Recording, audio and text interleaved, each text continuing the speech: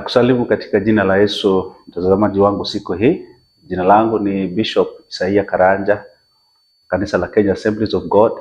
Ni furaha yangu kubwa kukuletea neno la Mungu siku hii kwenye televisheni hii yetu ya Uvoro TV, kwenye kipindi chetu ambacho tunakipenda cha Kairos Moment. Ninapenda nikukaribishe wewe pamoja na jamii yako tunapoanza neno la Mungu asubuhi ya leo katika jina la Yesu.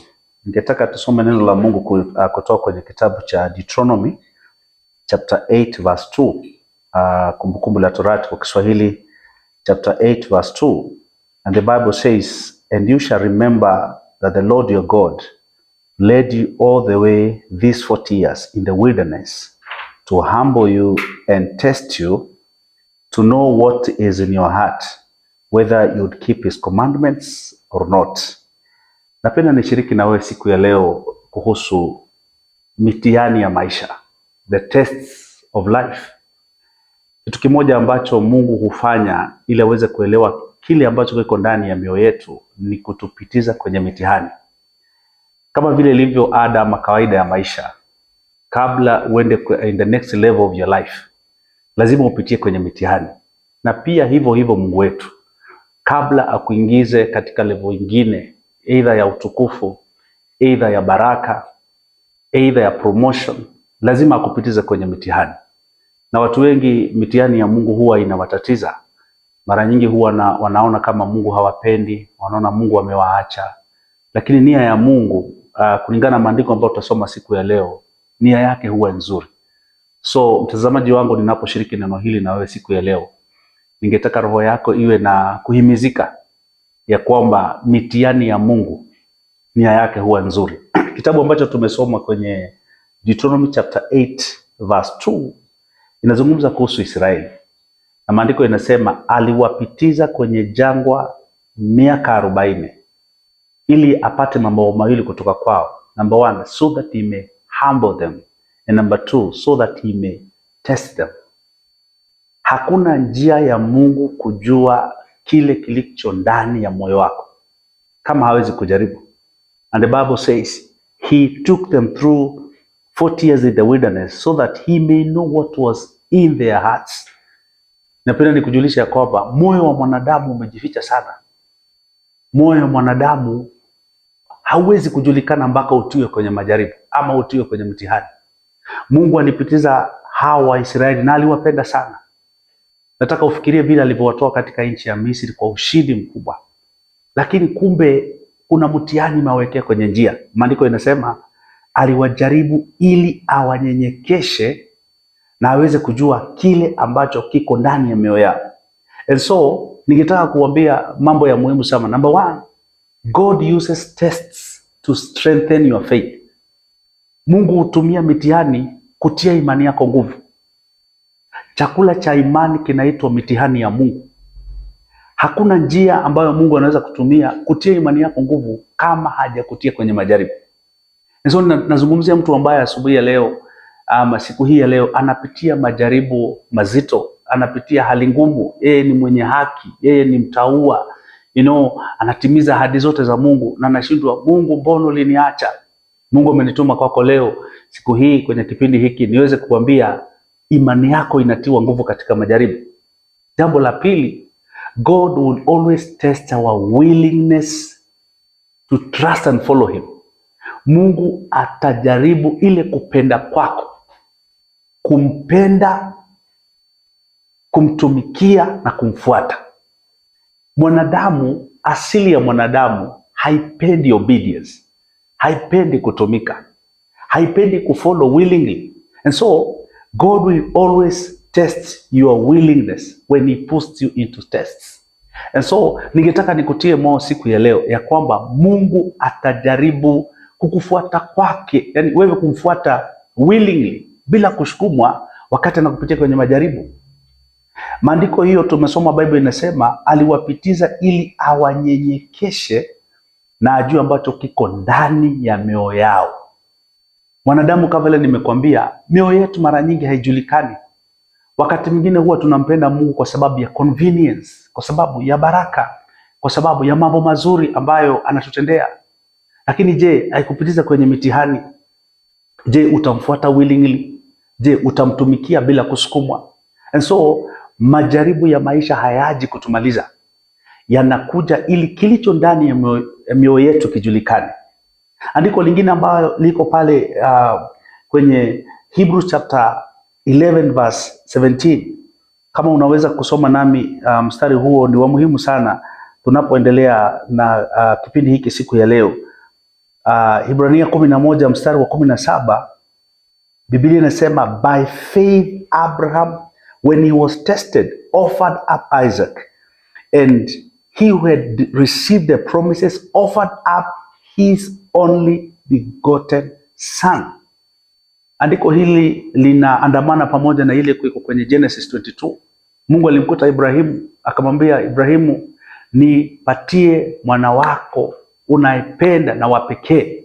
Na Biblia inasema ya kwamba, mstari tumesoma, kwa imani wakati Ibrahimu alijaribiwa alimpeana Isaka. Na maandiko inasema ili aweze kupokea ahadi ambayo Mungu alikuwa amemwahidi, hata ingawa alimuitisha mtoto wake wa pekee. Mara nyingi Mungu atakutisha kile unachopenda sana, atakutia kwenye jaribu ya wewe kupeana kile unachopenda sana. The Bible says, by faith when Abraham was tested. It takes faith for you to believe God, for you to be faithful in the testing. Abraham kama mzazi, ninakumbusha kwamba Ibrahimu alipata huyu mtoto akuwa miaka 100. Amesubiri kwa miaka 25. Mungu alimwahidi atampatia Isaka when he was 75. And you can imagine the joy, furaha ambayo ilikuwa ndani ya Ibrahimu ya kwamba finally Mungu amejibu maombi. Lakini baadaye kidogo Mungu anakuja anamwambia Ibrahimu, nipatie mtoto wako wa pekee. Kuna mambo kadhaa ilikuwa inapita kwenye mawazo ya Ibrahimu. Kwani Mungu amebadilika? Kwani yeye si mwaminifu? Marafiki wa Ibrahimu walikuwa wamefurahia pamoja naye. Mke wake Sara, Mungu amemkumbuka hata old age, amempatia mtoto. Lakini Mungu anakuja baadaye anasema, huyu ambaye unapenda, huyu ambaye nimekupatia katika miaka yako ya uzee, nipatie. Lakini maandiko inasema kwa imani. It takes faith to obey God. It takes faith to agree with God in his word. Maandiko inasema Ibrahimu kwa imani hata wakati alijaribiwa alipeana Isaka. Maombi yangu siku ya leo kwako, na swali ambalo ninakuuliza ndugu mtazamaji, nini hicho ambacho unapenda sana? Nini hicho ambacho unaona ni kigumu sana kuachilia? Je, is it your talent? Is it your callings? Is it your wealth? No, is it your family? Is it your resources? Mungu atajaribu hiyo ili aone kile ambacho kiko ndani ya moyo wako. So tunapoendelea, ningetaka nikwambie Mungu hana vita wakati anajaribu mtu. Hutaka kutoa the best out of this person. Tukiangalia mstari mwingine kwenye James chapter 1.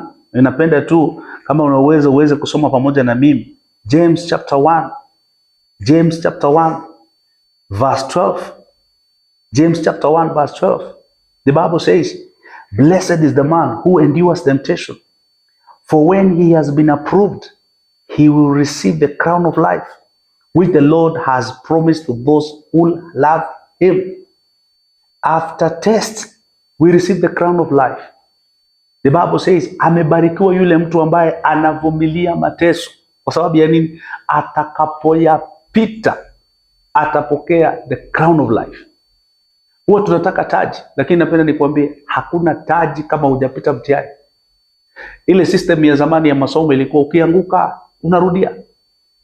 Of course ya siku hizi ni competence based. Ya zamani ilikuwa ukianguka unarudia. Ya Mungu ni hivyo, ukianguka mtihani wa Mungu unarudia. So ninapenda kukutia moyo, usianguke mtihani wa Mungu. Give up on the test of God. Kwa sababu ya nini? Majaribu ya Mungu huwa yanakuja kukuandaa kwa sababu ya taji. So we can agree together this day ya kwamba if you don't pass tests, you not receive a crown. Crown iko in different levels. Na ninakuomba ya kwamba in every level of God tests, usikubali kuanguka. Jitie nguvu. Jua nia ya Mungu ni nzuri katika majaribu. Kuna mstari nimekuwa ninatafakari na ningependa nishiriki na wewe siku ya leo. Naamini hii itaweza kuwa baraka sana kwako. kwenye kitabu cha Hebrews chapter 12. Ninakuhimiza usome hiyo yote, maana inaongea kuhusu mashujaa wa imani, chapter 11, chapter 12. Lakini napenda hii ambayo iko kwenye sura ya 12 mstari wa 6, Hebrews chapter 12 verse 6. Inasema ya kwamba because the Lord disciplines those he loves. Another word of discipline is test. Mungu wale anapenda huwa anawatia kwenye mitihani. So wakati unasema it's like Mungu ananichukia, andiko hili linatakana likuzungumzia asubuhi ya leo ama siku hii ya leo ni kwamba Mungu wale anapenda watia kwenye mitihani, na inasema ya kwamba he punishes everyone he accepts as a son. Ningetaka ni post na nikuulize swali, are you a son of God? Are you a daughter of God? If really you are a daughter or a son of God, God will discipline you. God will put you to tests. Na inasema wale ambao they are real sons, he punishes them. He tests them. Verse 7 inasema endure hardship as discipline. Why? God is treating you as sons. For what son is not disciplined by his father? Ni mtoto gani ambaye hatiwi adhabu, hatiwi mtihani na baba yake? You know? Na verse 8 ina neno nzito sana. Inasema if you're not disciplined and everyone undergoes discipline, then you are illegitimate children and not true sons. Kiswahili inasema wale ambao hawapitishwi kwenye mitihani wao ni wanaharamu. A different version ya neno nzito sana ambalo hata ni ngumu kulitaja. Wanaharamu, hakuna mtu anapenda kuwa mwanaharamu. Lakini wale ambao hawakubali kupitia kwenye mitihani ya Mungu, maandiko inawaita wanaharamu. Wana ambao hawajazaliwa kwenye ile setup ya family.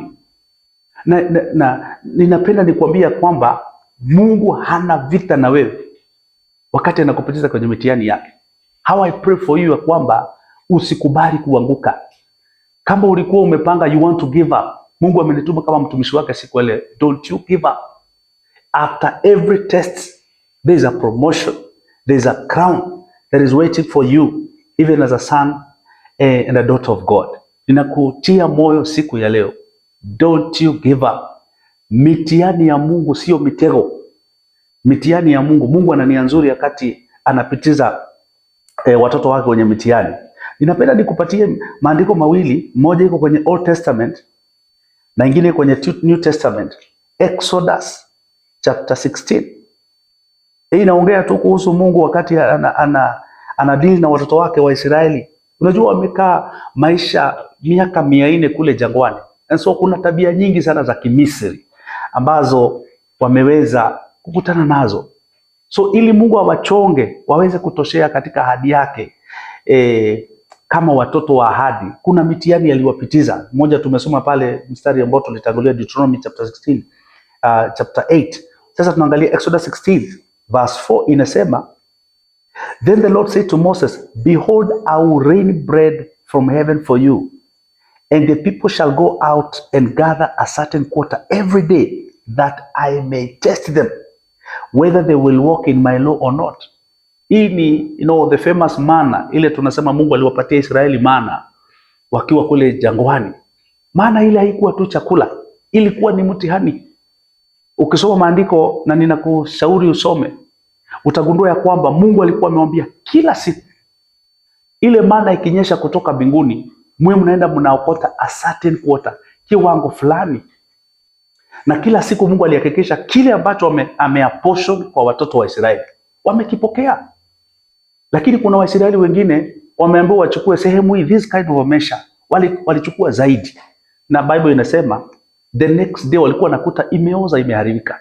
Lakini mwisho wa wiki, siku ya 6, Mungu alikuwa anawaambia waokote portion 2, ili kwamba siku ya 7 ambao ni siku ya kupumzika wasiende kuokota. Kuna wale ambao walikuwa naamkia siku ya 7 mapema asubuhi, wanakuta hakuna kitu. Bible imetuambia hivi watu wa Mungu ya kwamba Mungu anaambia Musa, nitanyesha mkate kutoka mbinguni, watu wangu wataenda waokote kila siku ili niwajaribu, na nikiwajaribu nitajua kile ambacho katika mioyo yao, whether they are able to walk in my laws or not. Na ningependa ni pause kidogo nikuulize swali. Do you know every day God has apportioned a bread for you? Are you obedient to him? Watu wengine Mungu akiwabariki huwa wanaona kama ni bidii yao, wanaona ni connection, wanaona vile wanaamka mapema, wanaona ni vile wao strategically biashara zao ziko mahali pazuri. I want to remind you, maandiko imesema Mungu hunyesha mkate kila siku, na aweze kuona moyo wako bado utamtii, bado utamfuata. Hii inaandamana pia na andiko ambalo liko kwenye 2 Corinthians chapter number 8 verse 8. 2 Corinthians chapter 8 verse 8 inasema, I speak not my commandment, but I'm testing the sincerity of your love by the diligence of others. Mungu hutaka kutest the sincerity of your heart. Nitangulia kuambia moyo wa mwanadamu umejificha sana. Moyo wa mwanadamu kama haujatiwa mtihani umejificha sana. Na wakati mwingine Mungu hutaka kujua how sincere our hearts are before him. And so Paulo anazungumza, anasema Mungu anajaribu sincerity of your love. Na ningetaka nikuulize, do you really love God? Do you love him? If you love God, God will put that sincerity to test. Aone kama will you still be diligent. Wakati mwingine Mungu hutubariki na baraka zake zinatuondoa kwake. Ningetaka nikupe mfano kwenye Biblia. Naweza kosa wakati wa kusoma, lakini inaongea kuhusu Peter na wenzake usiku mzima hawajashika chochote. Wao ni fishermen, hawajashika chochote. Lakini Yesu alipokuja anamwambia Peter, hapo ambapo hukushika chochote, rudisha nyavu zako hapo. Cast your net, launch into the deep. Na Peter anamwambia Yesu, hatujashika kitu, lakini by your word, kwa neno lako nitaziweka nyavu zangu. Na hivyo ndivyo inavyotendeka.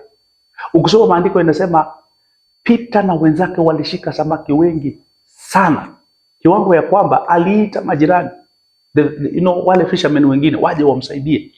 Na Bible inasema waliposhika samaki wengi sana, Bible inasema Peter alianguka kwa miguu ya Yesu na akamwambia, niondokee, mimi ni mwenye dhambi. Look at Peter. Hapo kuna vitu mbili, kuna resource na kuna source. Jesus was the source. Samaki walikuwa resource tu. Mara nyingi baraka za Mungu, the resources of God, huwa zinatuondoa from the source. Na mara nyingi Mungu atakujaribu aone, are you still connected to the source?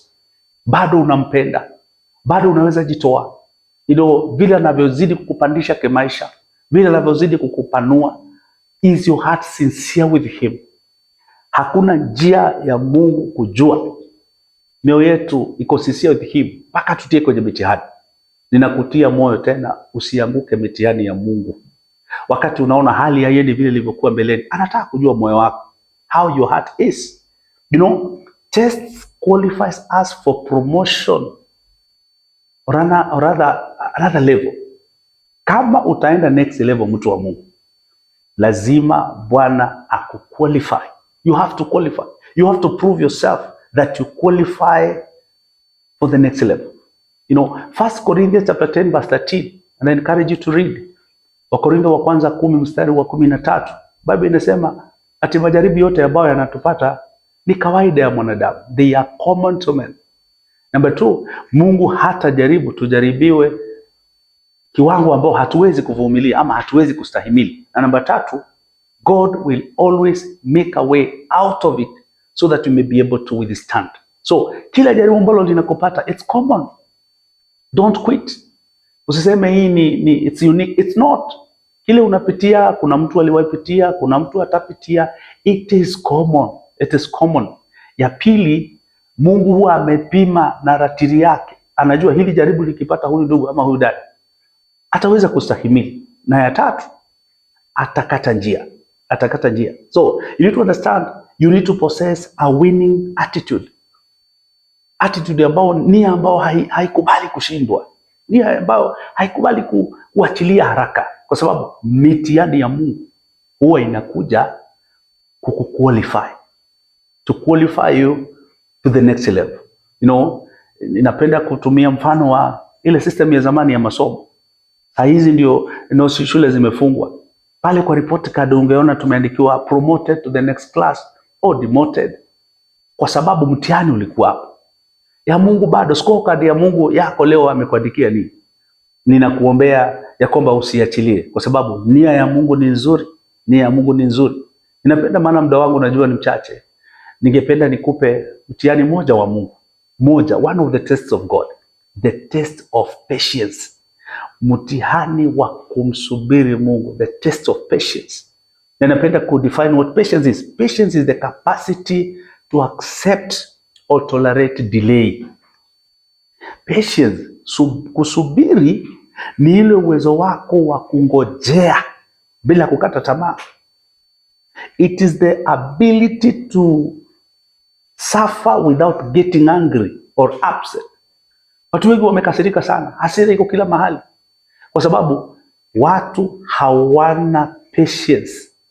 Mtihani moja Mungu atakujaribu mpendwa, ni uwezo wako wa kumngojea, uwezo wako wa ku remain calm and patient. Na ninapenda tusome tu andiko hili na wewe na siku ya leo, liko kwenye Psalms chapter 40. Hii Zaburi ya 40 naipenda, ina maneno mazuri ambayo yameandikwa na huyu Daudi.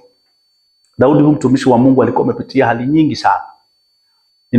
Ametiwa mafuta, lakini kwa miaka 25 hajakalia kiti. Ameitwa awe mfalme wa Israeli, lakini nafasi bado haijitokeza. Kuna mtu mwingine amekalia kiti chake, but he patiently waited on God, even as we would read in Psalms 40 verse 1. Bible inasema, I waited patiently for the Lord. He inclined to me and heard my cry.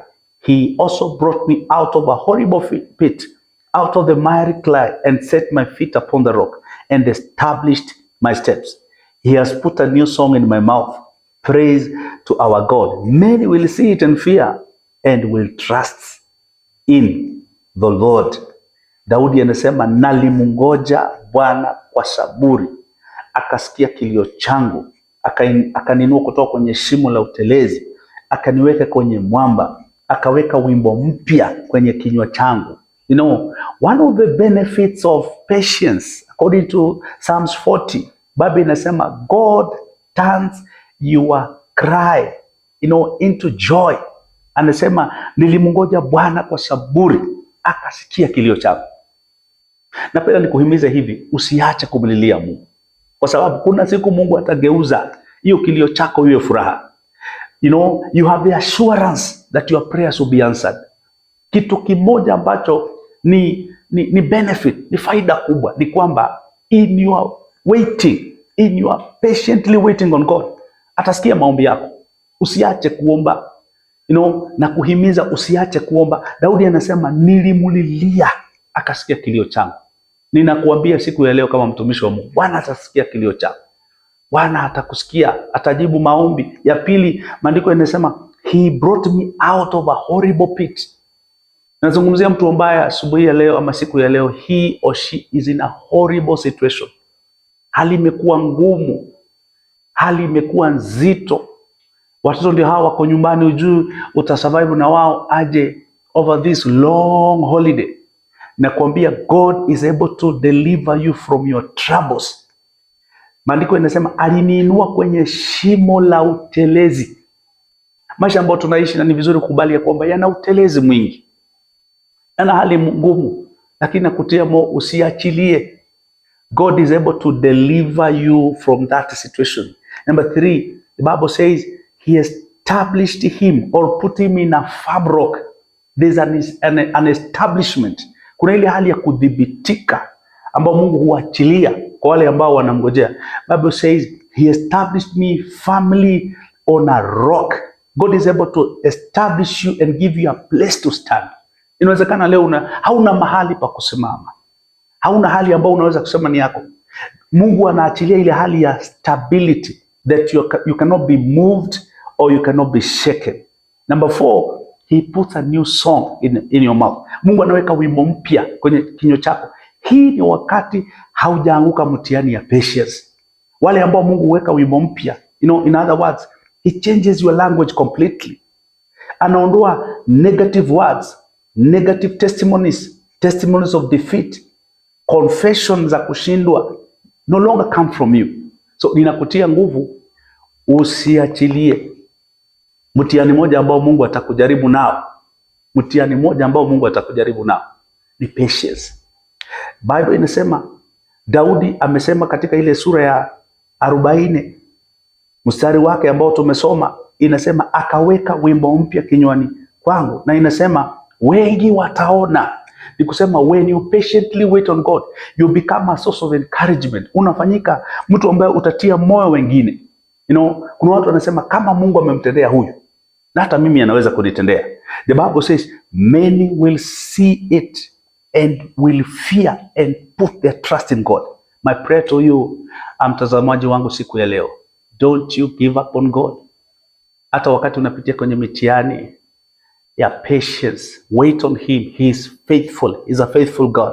The last thing I want to say, patience enables you to inherit God's promises. Ninakuhimiza, Hebrews chapter 6 verse 12 nasema, through patience we inherit the promises of God. Kuna mambo Mungu amekuahidi mtazamaji wangu, utaweza kuyapokea tu when you are patient with him. Ningependa niombe na wewe siku ya leo, wewe ambaye unapitia majaribu mazito, wewe ambaye unaona majaribu yamekuwa mazito, ni kama Mungu alikuacha. Mungu hajakuacha. Ningetaka nikuombee siku ya leo. Ungependa kuamini pamoja na mimi siku ya leo, naye nitazama, weka imani yako kwa Mungu. Anakupenda na ana mawazo mazuri na wewe. Wacha tuombe. Baba wetu, katika jina la Yesu, ninakushukuru kwa sababu ya wote ambao wamenitazama siku ya leo kupitia program hii ambayo umetupa Mungu wetu. Ninaombea wote ambao wanapitia majaribu mazito kwamba hawataachilia, watashikilia imani yao. Tembea na wao, umeahidi kuwa nasi hadi mwisho wa dahari. Kuwa na watu hawa Bwana, hata tunapozidi kukuamini katika mambo mazito ambao watu wako wanapitia. Kwa jina la Yesu tunaomba na kuamini. Nakushukuru sana kwa sababu ya kuwa pamoja nasi. Ningependa kukualika wewe unatazama kipindi hiki kila wakati ambapo kitakuwa hewani na itakuwa baraka. Namba zetu za simu ziko hapo, unaweza kushiriki nasi, unaweza kutupigia simu na itakuwa radhi kwetu kuendelea kukuombea katika jina la Yesu. Bwana akubariki tunapozidi kwa pamoja katika kipindi hiki. Amen.